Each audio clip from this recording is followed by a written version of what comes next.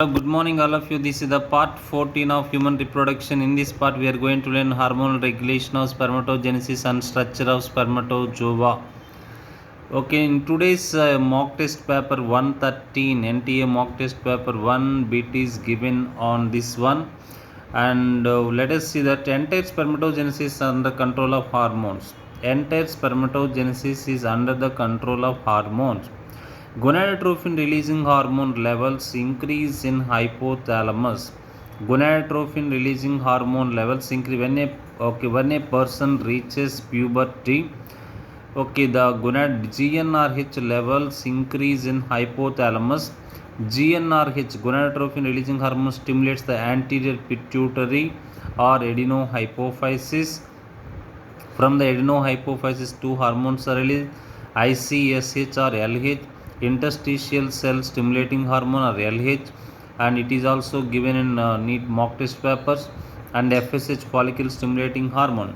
LH and ICSH, interstitial cell stimulating hormone, acts on Leydig cells.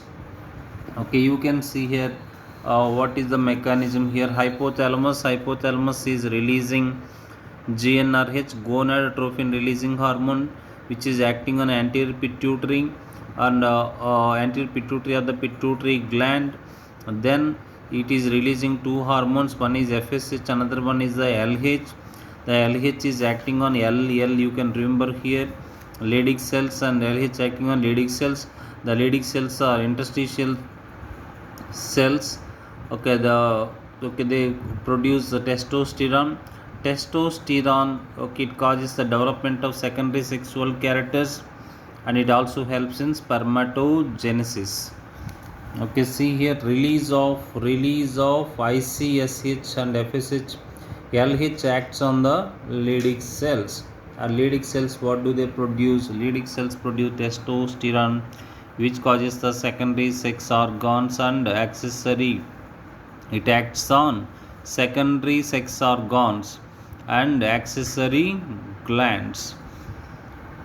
Next, what is the another one? The another hormone is FSH. FSH acts on, you can see here, FSH acts on Sertoli cells, and Sertoli cells produce one hormone called inhibin.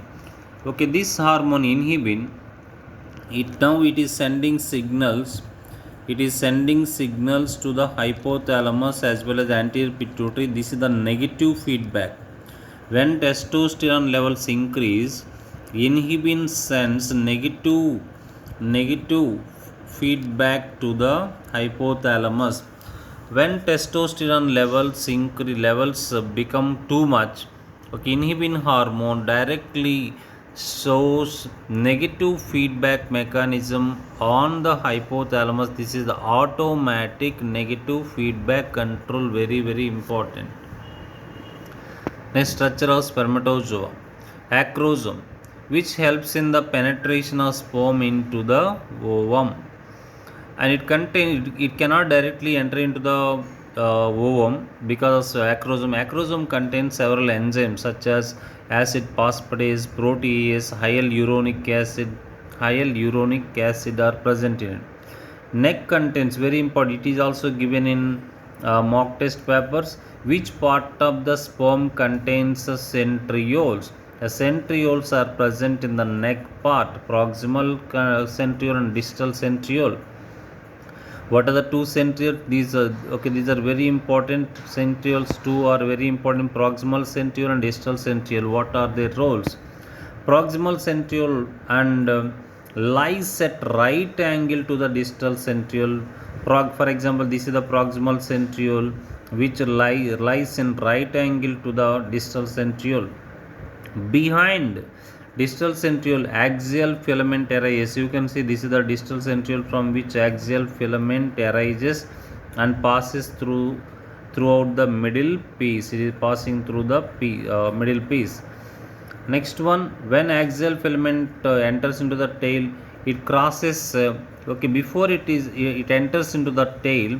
Okay, it is passing one ring. This ring is called annulus or Jensen's ring. Energy chamber of this is called Okay, this middle piece is called energy chamber of spermatozoa because of axial filament in the middle piece of spermatozoa is covered by a mitochondrial sheath which are powerhouses. Next, vigorous motility of the spermatozoa due to long tail. Vigorous motility of the spermatozoa is due to the presence of long tail. Next, proximal part of the tail contains plasma membrane, but the distal part here there is no plasma membrane here. Okay, this is the axial filament, but here no plasma membrane. The proximal part of the tail contains, okay, this is the proximal part of the tail, this is the axial filament, this is covered by plasma membrane here, but at the end there is no plasma membrane. Distal part of the tail not covered by plasma membrane. Okay, normal human beings release about 200 to 300 million spermatozoa during ejaculation at the time of coitus. 60%, this is also important, it is also given in mock test paper. 60% of the sperm should have vigorous motility, and out of this 60%, 40% should show normal size and shape. Okay, that's all.